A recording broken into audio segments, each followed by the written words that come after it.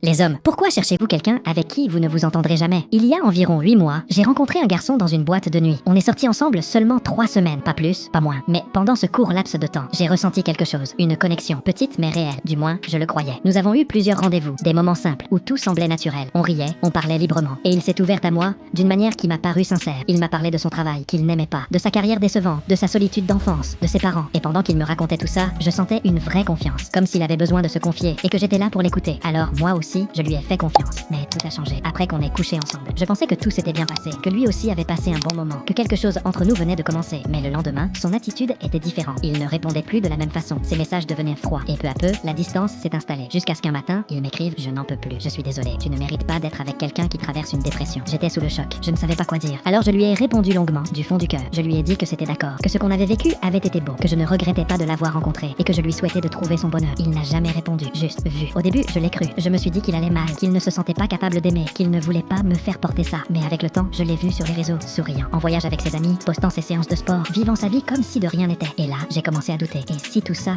n'avait été qu'une excuse? Et s'il n'avait jamais été déprimé, mais simplement désintéressé? Et s'il cherchait juste à passer le temps? Mais alors, pourquoi faire semblant d'une connexion? Pourquoi me raconter des choses si personnelles? Si dès le début, il savait qu'il partirait, pourquoi me chercher s'il ne comptait pas rester? Je ne sais pas s'il a ressenti un jour ce que moi j'ai ressenti, ou si je n'étais qu'un refuge passager pour quelqu'un qui ne voulait pas être seul le temps d'une nuit. Tout ce que je sais, c'est que ça m'a fait mal.